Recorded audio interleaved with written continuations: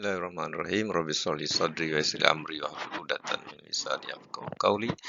Oke, kita mulakan dengan ucap Assalamualaikum warahmatullahi wabarakatuh. Anak-anak sekalian, apa kabar? Salam sejahtera.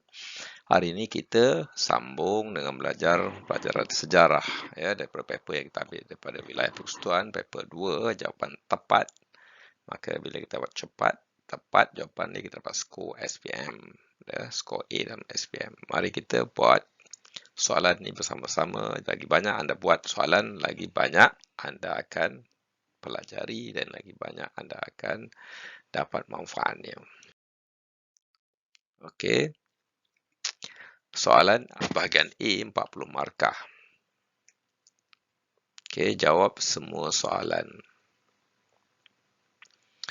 Soalan pertama, maklumat berikut berkaitan dengan perkembangan idea nasionalisme Barat. Pada tahun 1988, Revolusi Keagungan dipanggil.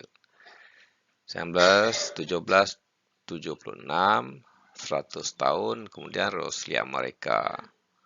Kemudian 1789, ya, 10 tahun kemudian Revolusi Perancis. Mengapakah tercetusnya revolusi keagungan di England? Dia start dengan England dulu, revolusi ini daripada zaman gelap kepada zaman dulu Kesultanan Osmaniyah. Dia pergi England. England ni masih lagi gelap. Perancis masih lagi gelap. Amerika masih lagi gelap. Zaman kegelapan mereka ya. Dia berambil daripada tamadun Islam ini, Osmaniyah Empire ya. So England start mula dulu 1688 ya. Dia start revolusi, baru dia jadi maju. Okey. Sini daripada tahun hijrah ya, daripada 600 tahun 600 lahir Nabi Muhammad sampai ke zaman Osmaniyah. Okey, berapa jauh? Dah jauh berapa ribu tahun sampai ke sini ya. Okey. 1000 tahun. Okey, 1500 tahun tu ya. Okey, kita tengok jawapan dia. Jawapan 1A, mengapakah tercetusnya revolusi keagungan di England pada tahun 1688? Yang pertama ialah fakta dia keinginan menegakkan kedaulatan parlimen ataupun hak asasi rakyat ya. Dulu raja yang merintah, sekarang ni rakyat inginkan suara dia didengar ya. Tidak mahu dizalimi ya. Kedaulatan parlimen ini, parlimen adalah rakyat. Parlimen adalah rakyat ya. Rakyat yang bersidang di parlimen. Kerana berlaku, fakta yang kedua berlaku kerana Raja James II membelakangkan parlimen. Raja mereka James II membelakangkan parlimen semasa menggubal undang-undang. Ini dapat satu markah lagi. Bila dia membelakangkan parlimen, parlimen memberontak. Parlimen buat revolusi. Ya. Okey, dibuat revolusi ini adalah perubahan secara mendadak. Maknanya perubahan dia secara ubah secara keras, secara mendadak, secepat. Ubah. Itu dipanggil revolusi ya, diubah.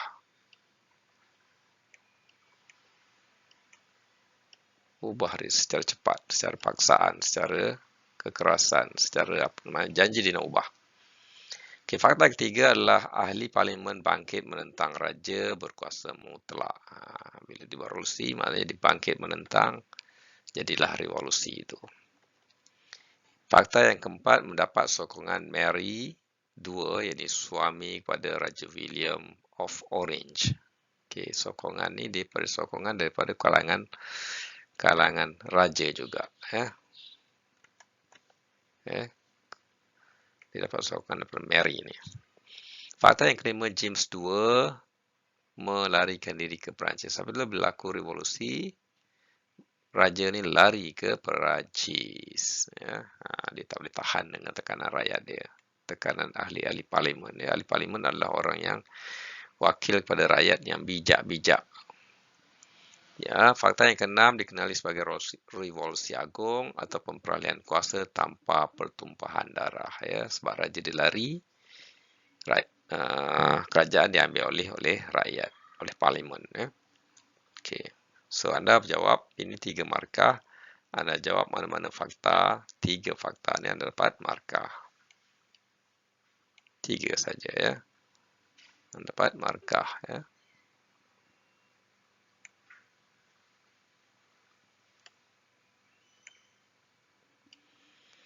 Alright. Soalan 1B, jelaskan reaksi orang Amerika terhadap penjajahan British. Apakah reaksi orang Amerika terhadap penjajahan British? Okey, ni kita nak tengok reaksi dia. Apa dia reaksi? Ini kena tulis apa reaksi dia. Yang pertama sekali fakta yang nak kena tulis. Fakta pertama, penentangan orang Amerika terhadap British. Okey, Amerika dia menentang British. Oke, anak-anak sekalian, mari kita sambung dan membuat soalan 1B. Jelaskan reaksi orang Amerika terhadap penjajah British. Reaksi dia, apa reaksi orang Amerika ni? Jawapan dia fakta yang pertama, penentangan orang Amerika terhadap British. Ya, reaksi orang Amerika terhadap British adalah dia menentang. Pertama sekali dia menentang. Ya, reaksi dia pertama adalah menentang. Kemudian yang kedua, fakta kedua, British tidak melindungi hak orang Amerika sebagai Empire British. Ya, reaksi orang Amerika terhadap penjajahan British adalah sebab apa? Sebab mereka British tidak melindungi hak dia. Ini sebab dia. Ini sebab dia. Sebab dia menentang British adalah sebab dia tidak mempunyai hak. Ini sebab dia menentang ya.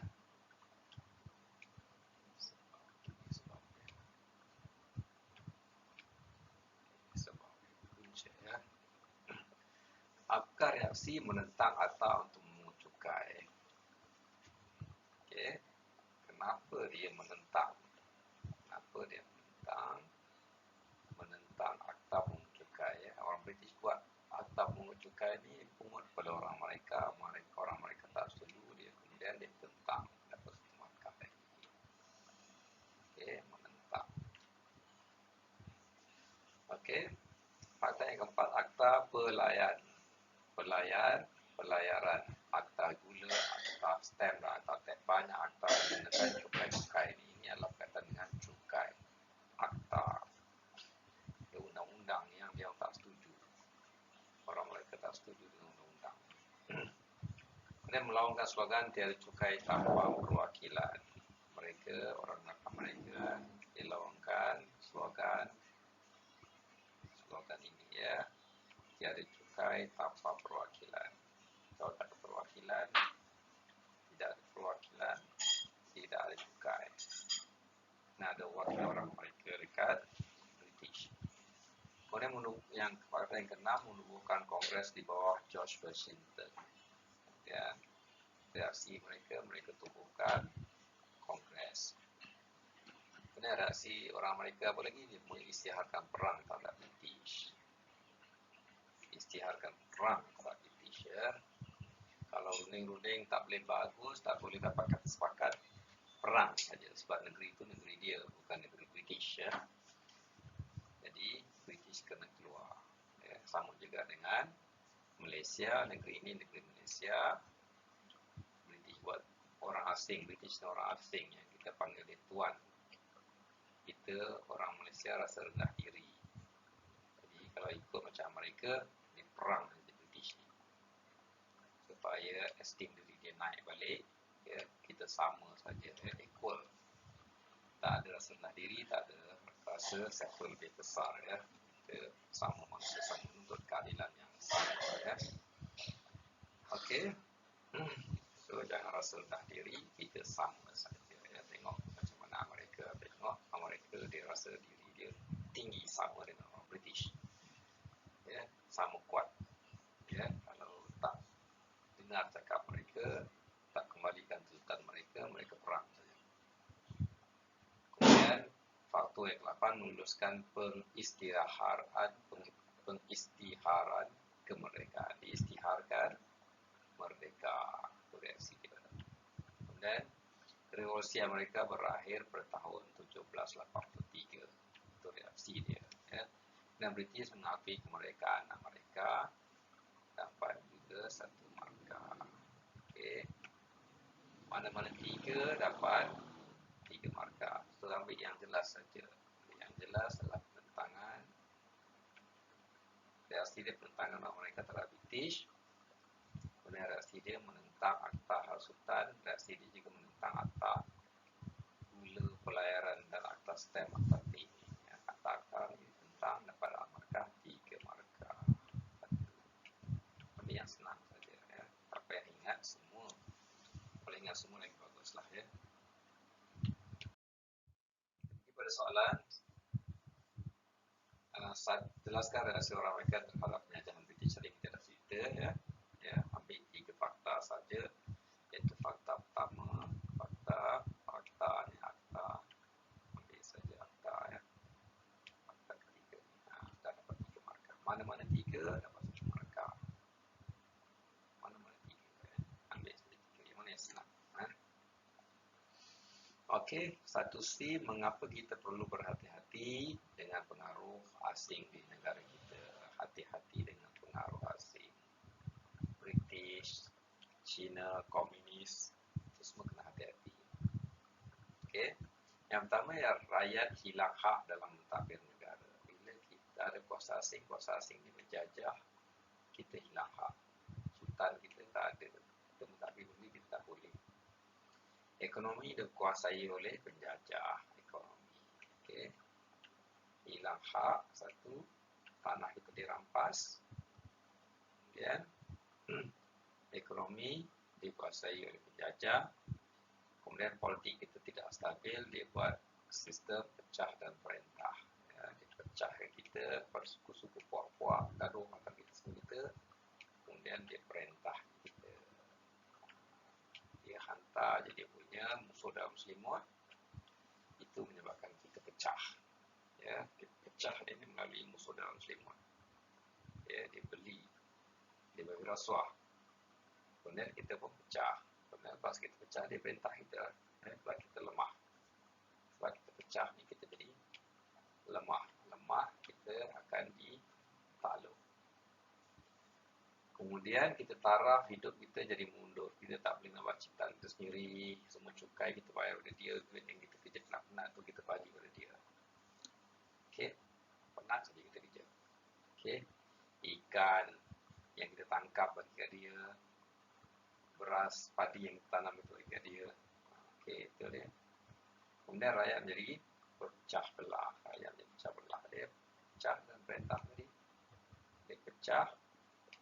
Kemudian dia perintah kita. Kedaulatan negara terjejas. Ya, kedaulatan negara terjejas. Ini yang kena hati-hati. Kenapa kita kena hati-hati? Ya? Ini penting. Sangat-sangat penting soalan ini. Supaya sejarah ini tidak berulang. Ya. Kamu kena ada rasa diri yang tinggi. Jangan anggap itu Mak Saleh tu dia handsome, dia besar badan dia, dia kuat, dia mulia. Kita panggil dia tuan. Jangan panggil dia tuan. Jangan panggil dia toke.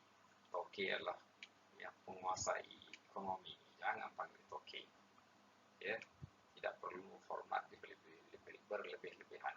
Ya, sehingga kita rasa bila kita panggil dia tuan, kita panggil dia toke, kita panggil dia mando, supaya kita rasa inferiority complex, rendah diri.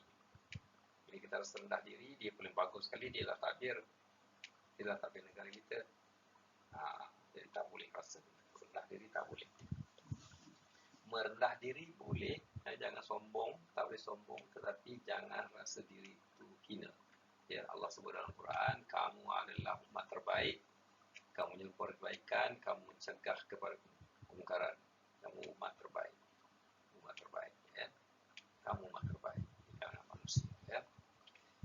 Disebutkan dalam Al-Quran, kamu jangan rasa rendah, sedangkan kamu adalah orang yang paling baik sekali, ya. So, jangan rasa rendah diri dengan orang asing. ini kamu rasa rendah diri, kamu tinggalkan, kamu bagi kuasa kepada mereka.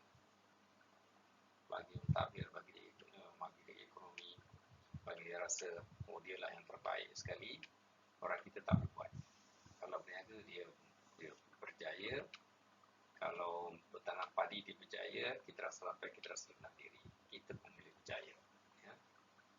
Kita pun boleh menaik Gunung Everest, kita juga boleh pergi ke Kutub Utara, kita boleh pernah datuk nenek kita pernah berlayar ke negara-negara dunia. Ya. Kita juga ada pahlawan-pahlawan, kata hero kita sendiri. Ya. Kita ada silat, kita ada hero, dan kita ada ilmu persilatan sendiri. Ya.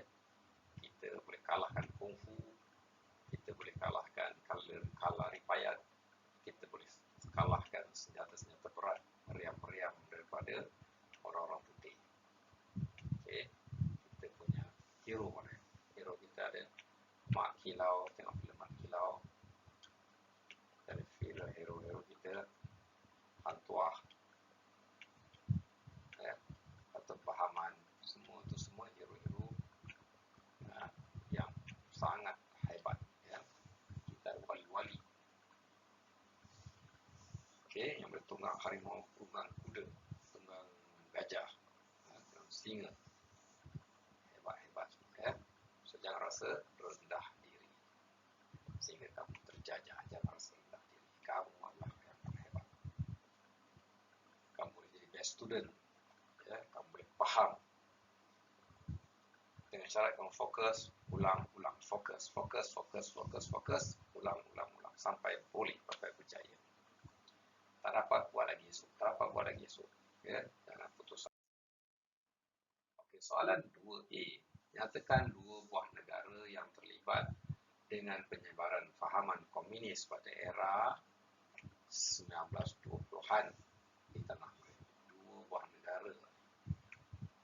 Okey, dua buah negara yang terlibat dalam penyebaran komunis. Satu adalah komunis China, yang kedua komunis Indonesia.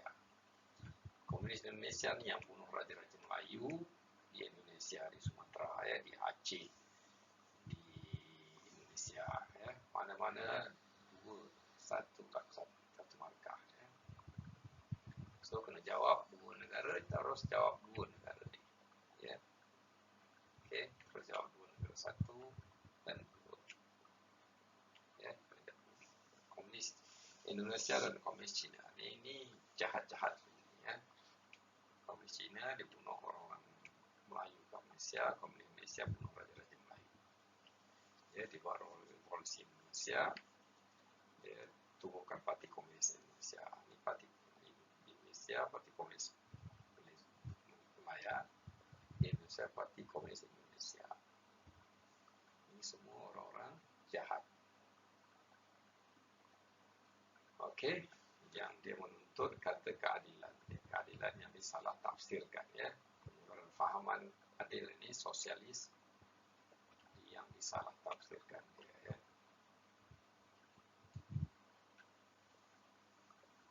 Soalan 2B, jelaskan tentang penubuhan Parti Komunis Malaya. Okey. Fakta pertama ditubuhkan di Kuala Pilah Negeri Sembilan, bergerak melalui Kesatuan Sekerja. Dia punya strateginya melalui Kesatuan Sekerja. Ya. Ingat, kalau dibuat sekarang ni melalui Kesatuan Sekerja, pecahkan Kesatuan Sekerja itu, jangan bagi dia kuat.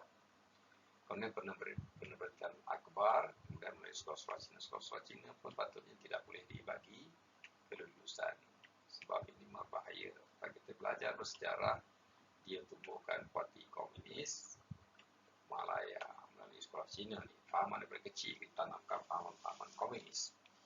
Itu yang bahayanya sekolah Cina yang tidak dipantau, yang sangat ekstrim. Sekolah Cina yang ekstrim, cikgu-cikgu dia pun ekstrim. Cikgu dia ekstrim, mengajar ekstrim. Ya. Dia menanamkan sifat benci pada orang-orang Melayu, pada tuan tanah. Kemudian dia menyusup ke dalam Kesatuan Sekerja. Tengok, dia menyusup ni melalui spy dia. Ini melalui spy. So, penyusupan ni kamu tak perasan, dia sebenarnya senyum saja Dibodek, dia bagi rasuah, ditolong sana tolong sini, tolong orang, tolong orang, dilanggar aja, tolong orang, tolong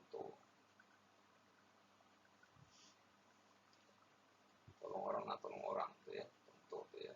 Strateginya lah dia bawa lah laju dekat highway, himpit orang, berlaku accident, kemudian dihantar dia punya dihantar dia punya apa ni kereta-kereta atau tarik kereta orang tu dan claim insurans, ditolong kononnya telah bantu, tapi penyebabkan accident kemalangan tu dia yang sebabkan dia bawa laju, di break depan orang, melanggar semua, banyak kereta yang melanggar, kemudian dia hantar dia punya orang-orang dia konon nak tolong ya. Itu dia punya jahat itu ya, kena faham dia punya jahat itu ya.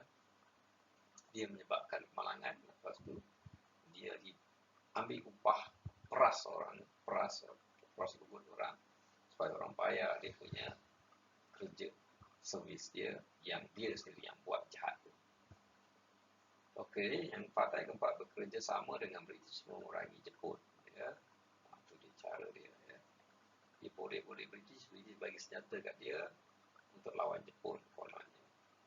Bila British balik, British keluar, senjata tu daripada dia lawan orang Melayu, bunuh orang Melayu pula.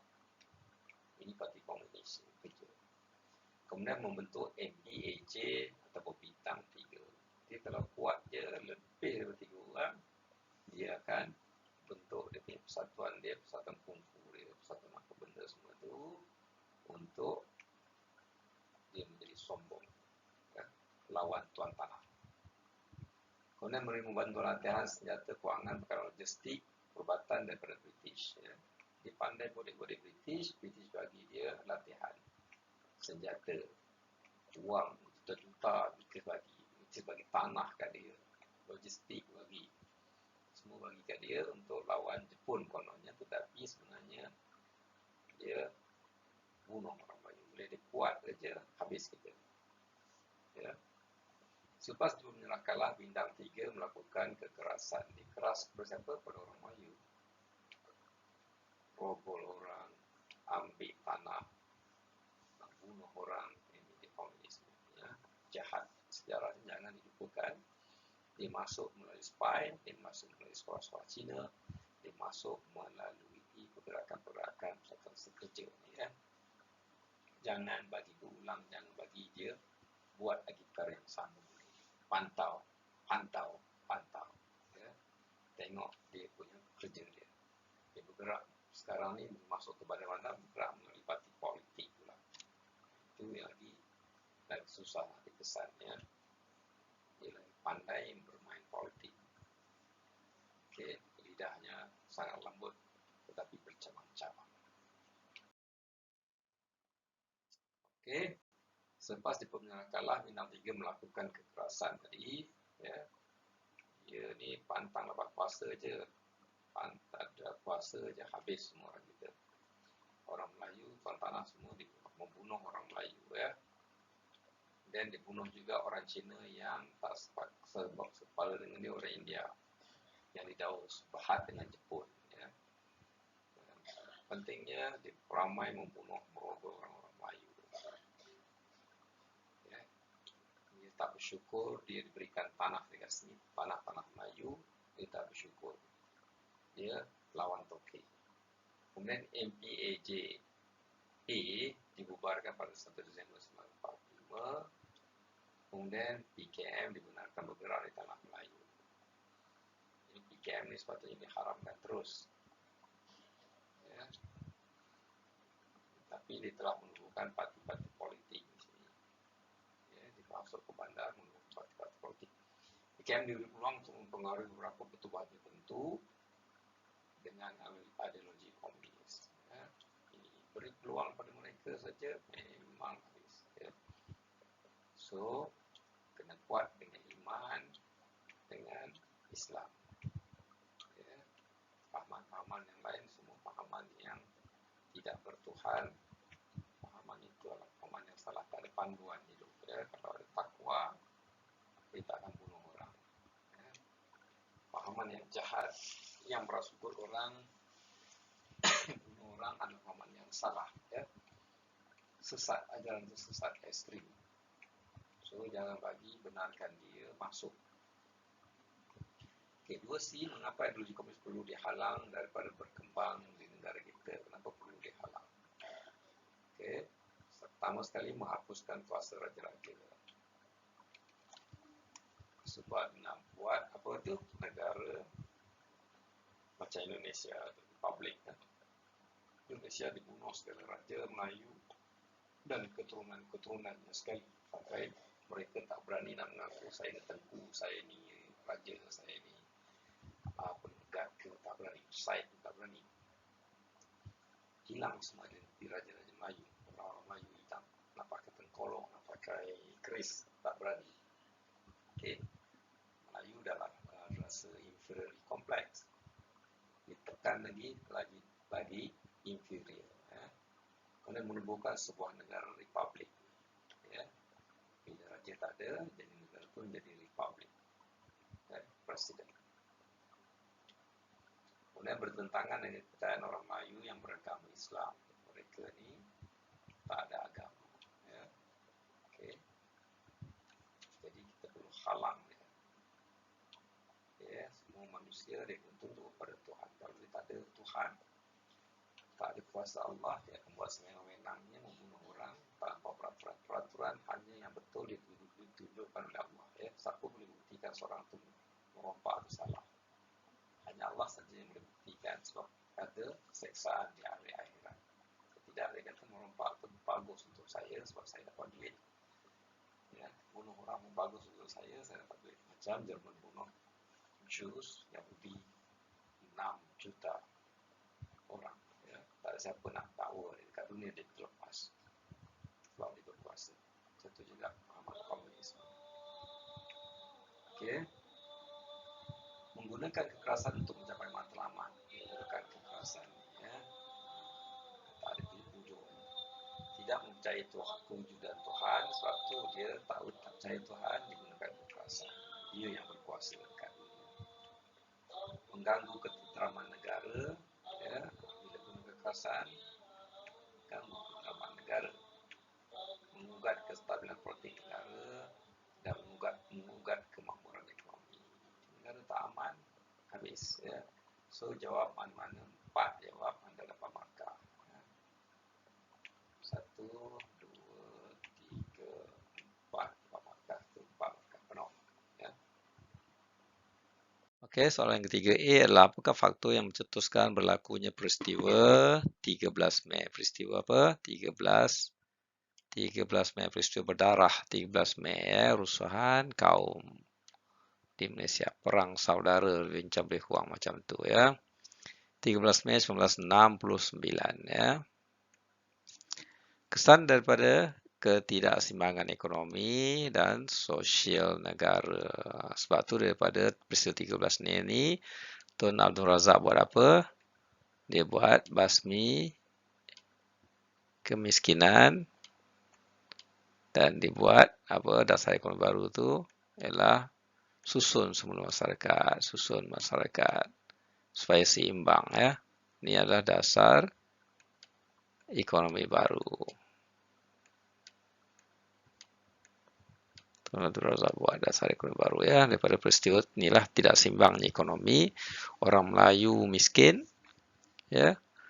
Orang Melayu miskin, orang Cina kaya. Sebab Cina kaya sebab dia mengurusi berjuta-juta ringgit daripada British. British buat sekolah untuk dia, British buat jalan, infrastruktur semua dekat bandar-bandar, ada lampu elektrik semua, boleh berniaga kedai semua dibagi pada Cina. Melayu duduk kat kampung, tak ada kemudahan, jalan pun tak ada. Elektrik tak ada, semua susah, ya, kena usaha sendiri, buat sendiri. Ini adalah tugas negara. Negara kena buat infrastruktur ni. Tapi negara dah bagi British, sebab British yang mentah, dia telah bagi pada tempat di mana Cina-Cina duduk. Jadi berlaku tidak seimbangnya ekonomi dan sosial. Yang kedua, keadaan dan keputusan pilihan raya umum 1969, ya.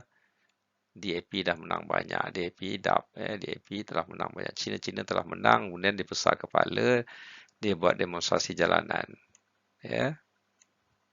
Okey.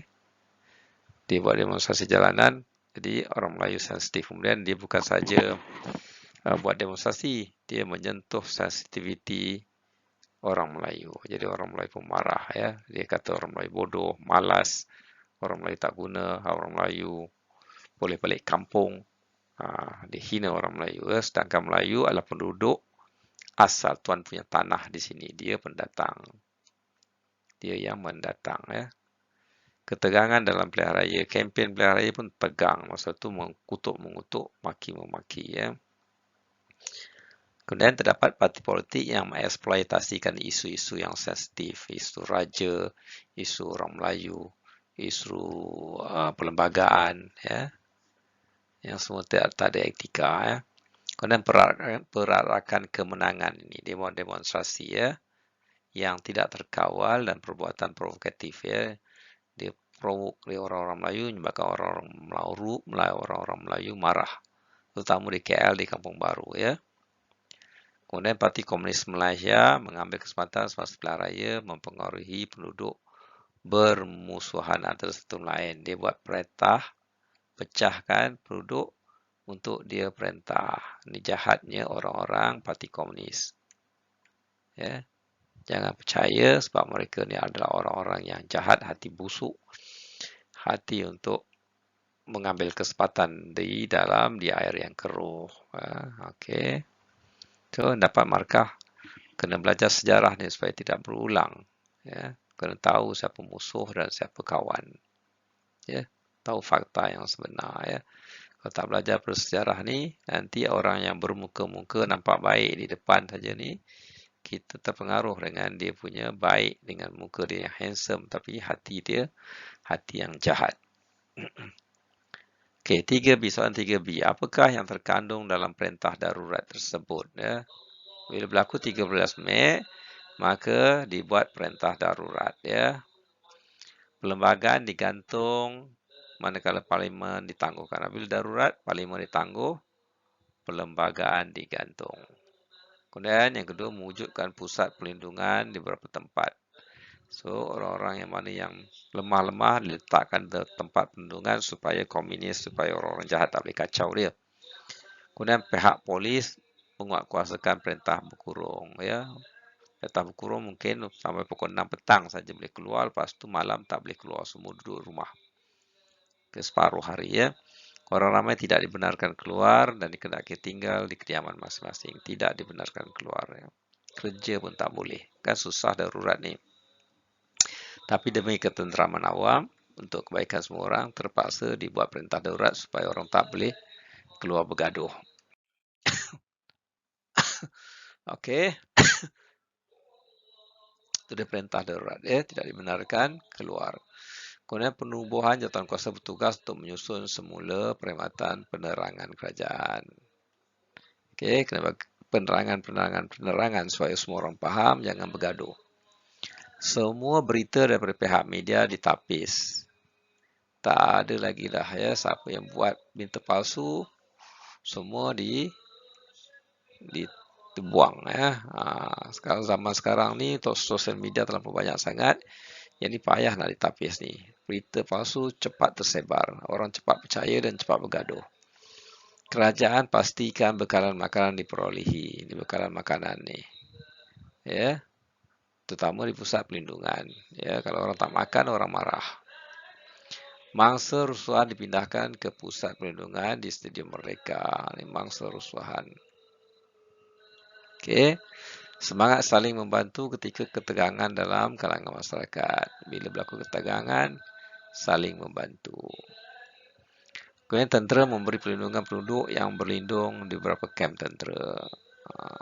Okey, tentera, nasib baik ada tentera. Pihak berkuasa memagar kawasan Kampung Baru. Okey, itu mana-mana 3 jawapan. Anda dapat markah 3 di sini. Okey. Itu yang penting perintah darurat di sini ya. So, tentera akan ambil alih negara.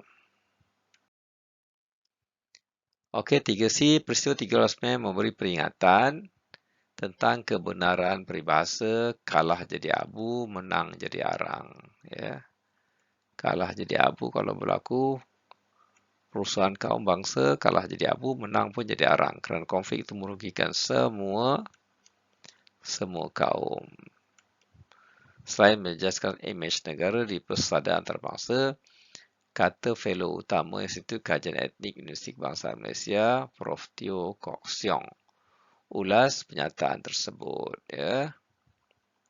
Dia ada yang jadi baik dan ada yang jadi buruk. Ya. Dengan peristiwa itu, kita boleh buat dasar ekonomi baru. Ini ambil yang benda yang positif. Ya, benda yang jadi arang semua, dasar ekonomi baru. Ada benda positif yang berlaku selepas peristiwa 13 Mei, dasar ekonomi baru. Kemudian ada kesedaran tentang perpecahan kaum ni. Ya, kesedaran berlaku. Ini peristiwa masuk dalam sejarah, buku sejarah supaya tak berlaku lagi. Ya. Okey, ulaskan pernyataan tersebut. Ya, hubungan kaum terjejas. Ya. Yang ni terjejas apa nak buat? Bila hubungan kaum terjejas apa nak buat? Betulkanlah balik. Jadikan satu sekolah, jangan jadikan sekolah Cina, sekolah India, sekolah jenis kebangsaan semua, tak payah. Buat satu sekolah saja kalau nak belajar daripada peristiwa ini, benda yang positif. Ya, buat benda-benda yang positif atasi masalah itu. Kemudian menjejaskan imej negara. Imej terjejas sekejap tetapi dia akan membangun. Jepun kalah perang, tapi dalam masa 20 tahun, 30 tahun dia jadi negara kuasa besar dunia, nombor 2 ekonomi terkuat di dunia. Jadi itu ambil kesempatan untuk menjadikan dia positif. Memang terjejas sementara. Ya. Tetapi ambil pengajaran daripada itu. Janganlah sampai puluh-puluh tahun negara tak maju-maju juga. Tak ada pengajaran dia ambil. Tak ada perubahan dibuat. Tak ada pembetulan dibuat. Okey, itu merugikan semua pihak. Memang merugi. Ya. Tapi keuntungannya lah kita dapat benda ni. Ya. Merugikan semua pihak. Tapi kita kena buat pembetulan. Ya. Merugi mungkin minus 5, tapi kita untung plus 95%.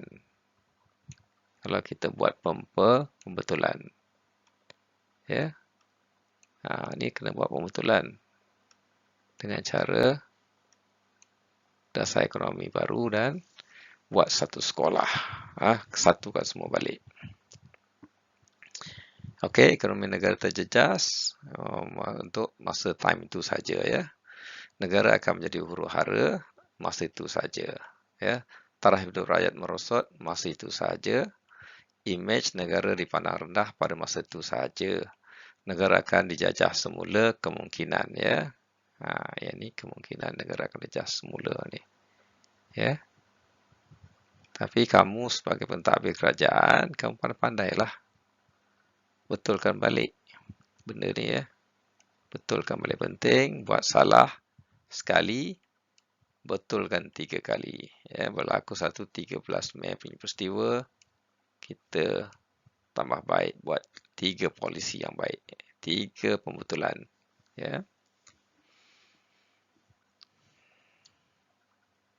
Apakah matlamat dasar pembangunan nasional DPN? Matlamat dia mewujudkan perpaduan negara. Ya. Soalan nombor 4A. Soalan nombor 4A. Jelaskan ni 4A. Ya. Soalan nombor 4A. Jelaskan strategi pelaksanaan dasar pembangunan nasional. Okey. Subsidi dan sokongan. Subsidi dan sokongan kepada petani. Tadi jawapannya atas tadi dah jawab ke belum lagi ya. Melalui pengagihan kekayaan ni dasar DPN ya. Dasar pembangunan nasional. Okey, apakah dasar pembangunan nasional tu? Kebaikan dia. Melalui pengagihan kekayaan, pembangunan seimbang antara negeri, antara bandar dan luar bandar, pembangunan seimbang mencapai taraf negara maju.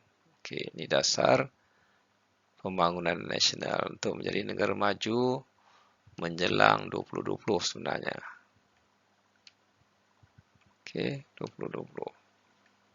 Jadi negara maju ya. Okey, tujuan dia mewujudkan perpaduan negara. Okey.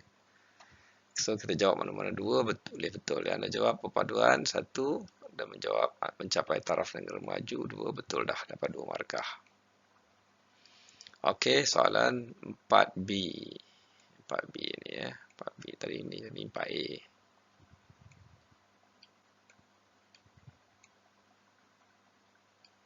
Okay, jelaskan strategi Pak Bis, jelaskan strategi ke pelaksanaan dasar pembangunan nasional DPN. Dasar pembangunan nasional pertama, membasmi kemiskinan. Yang kedua, menyusun semula masyarakat. Membasmi kemiskinan, menyusun semula masyarakat. Yang ketiga, fakta ketiga adalah menyusun semula modal saham. Ini amanah saham nasional, amanah saham Bumiputera semula ya. Apa itu maksudnya membasmi kemiskinan ya? Iaitu subsidi dan sokongan kepada petani, meningkatkan produktiviti pengeluaran.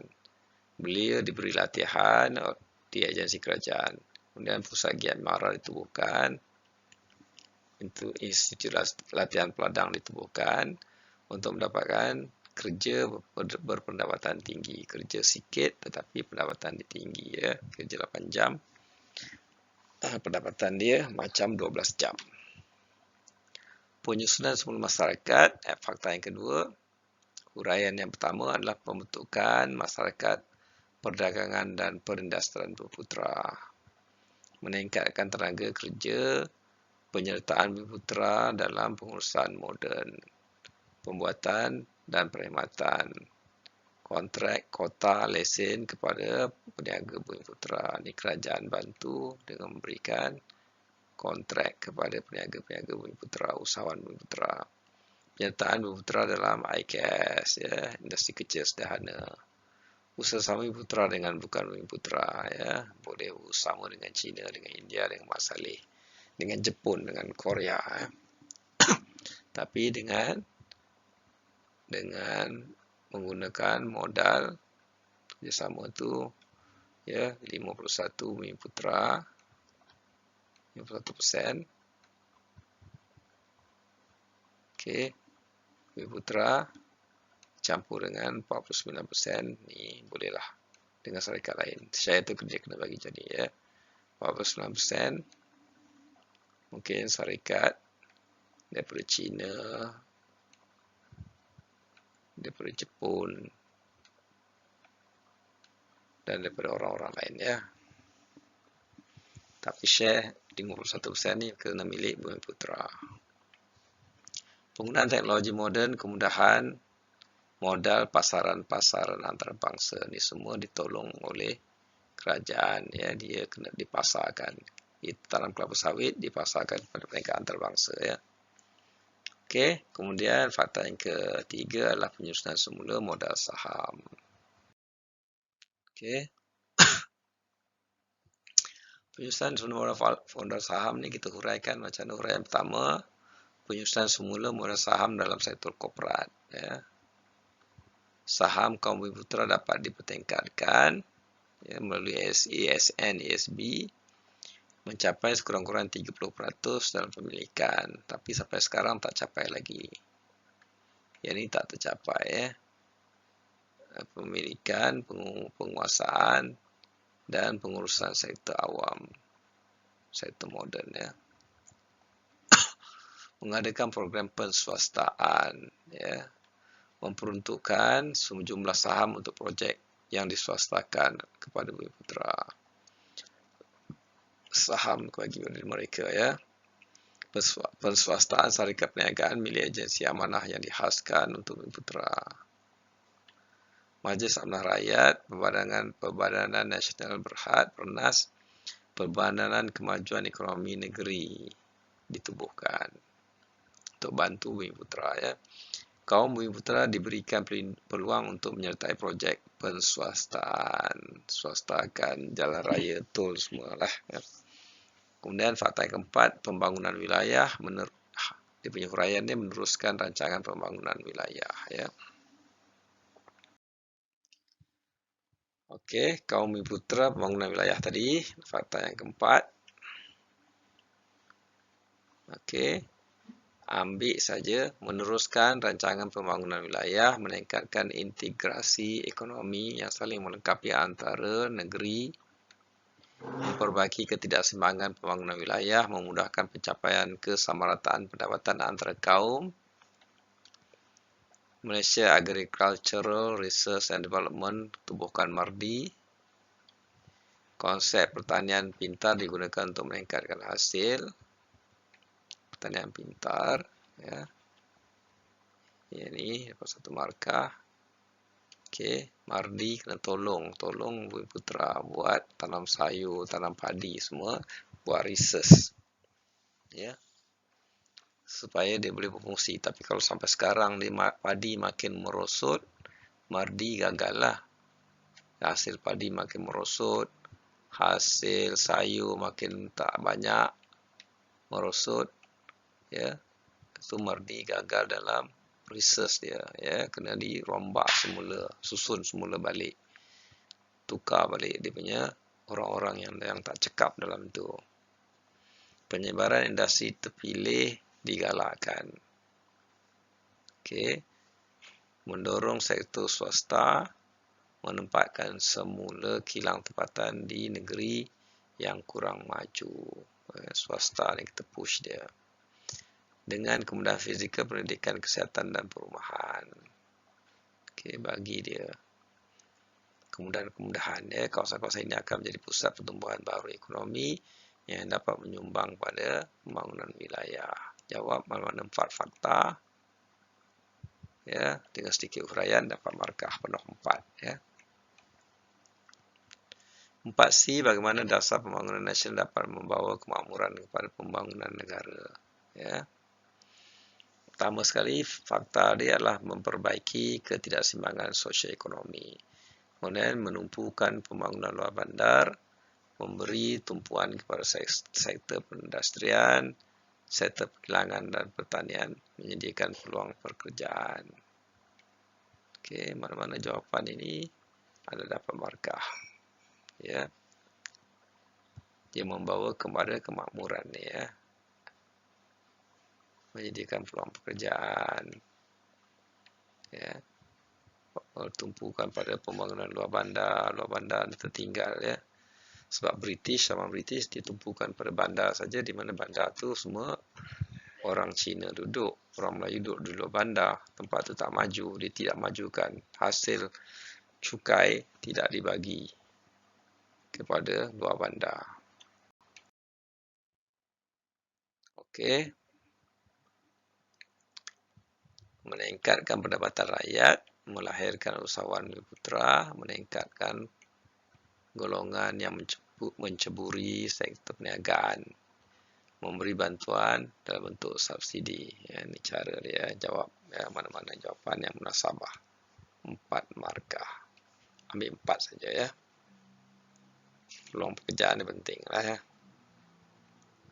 Soalan nombor 5, yang terakhir kita pada sesi ini, mengapakah jawatankuasa hubungan antara kaum ditubuhkan? Pertama, ketegangan hubungan antara kaum selepas Perang Dunia Kedua. Ketegangan kaum, ya. Timbul kesedaran pemimpin kaum dan kerajaan British tentang perpaduan kesedaran dia. British memberikan mesej kemerdekaan akan diperolehi apabila ada kerjasama di antara 3 kaum, Melayu, Cina dan India, ya. Ini jawatankuasa hubungan kaum ni, ya. Kemudian melaksanakan perundingan antara pemimpin kaum. Okey, itu dia, ya. Mengapa jawatankuasa kaum ditubuhkan untuk kemerdekaan sebenarnya, ya. Untuk kemerdekaan, ya. Kemerdekaan untuk keharmonian. Nah, ini jawab keharmonian, kesedaran untuk merdeka. Okey.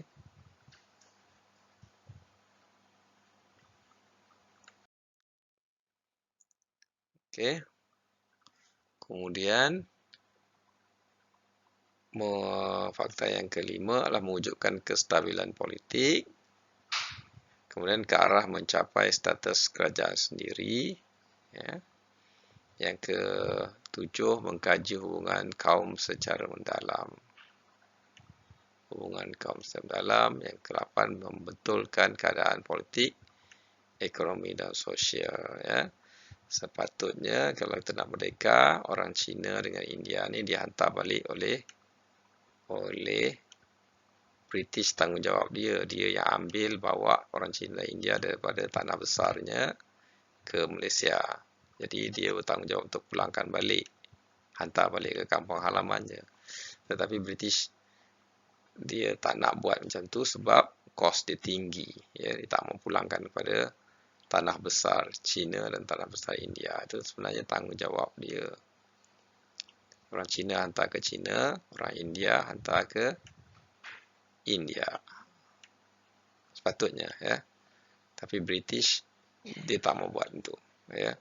Dia tak mau tanggung risiko beban tu.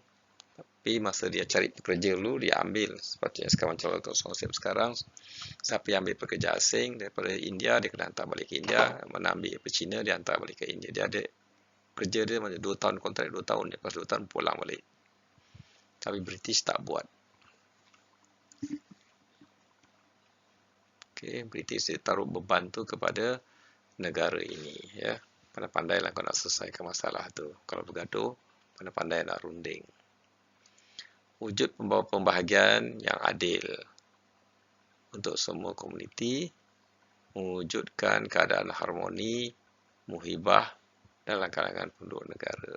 Ya, bila dia dah buat macam tu, ya, benda dah terjadi, kita tak boleh buat apalah. Ya, ini 6 markah. Okay, 5B, jelaskan kejayaan jawatankuasa hubungan antar kaum dalam menyelesaikan berbagai isu yang melibatkan pertikaian kaum. Pilihan raya diadakan pada peringkat Majlis Bandaran, Majlis Negeri, Majlis Perundangan Persekutuan. Kemudian kedudukan istimewa orang Melayu di negeri diperakui. Tapi sekarang dah dipertikaikan, walaupun dulu dia setuju. Kepentingan sah kaum diiktiraf, penubuhan lembaga pembangunan industri desa, bantuan ekonomi dan kemajuan luar bandar. 5B, ya. 5B. Okey, bantuan ekonomi dan kemajuan luar bandar tolak ansur terhadap persetujuan orang Melayu, melonggarkan syarat kewarganegaraan kepada kaum bukan Melayu, ya. Kemudian syarat kewarganegaraan dilonggarkan untuk memberikan kedudukan politik kepada kaum bukan Melayu. Dilonggarkan. Melahirkan semangat patriotik dan bertanggungjawab kepada negara. Ya. Kalau ada perang, jangan lari ke negara asal. Kena pertahankan negara ini. Ya. Siapa yang negara asal, kalau China jangan balik ke China, kalau India jangan balik ke India, pertahankan negara ini. Orang Melayu tak ada tempat lain, dia negara ini, dan dia kena pertahankan sehingga darah titisan darah terakhir. Dia tak ada tempat lain lagi dah. Penubuhan jawatankuasa pendidikan untuk mengkaji sistem pendidikan. Okey, terus pendidikan untuk mengkaji sistem pendidikan dan melahirkan pendidikan yang seragam dan diterima oleh semua kaum. Yang ni kena satu sekolah. Kalau banyak sekolah-sekolah jenis kebangsaan, China, India semua ni memang tu adalah benda yang menyebabkan berlaku perpecahan kaum. Kenapa buat lagi? Dah tahu tu pecah. Sejarah tak belajar daripada sejarah, ya. Jadi jangan buat sekolah SRJK ni, SRJK ni jangan buat. Buat satu sekolah saja. Sekolah kebangsaan je. Okey, semua belajar di situ. Jadi dapat satukan kaum. Okey, soalan yang terakhir adalah huraikan mesej yang terkandung dalam poster tersebut. Ya. Yang ini soalan nombor 5. Kita sambung kemudian.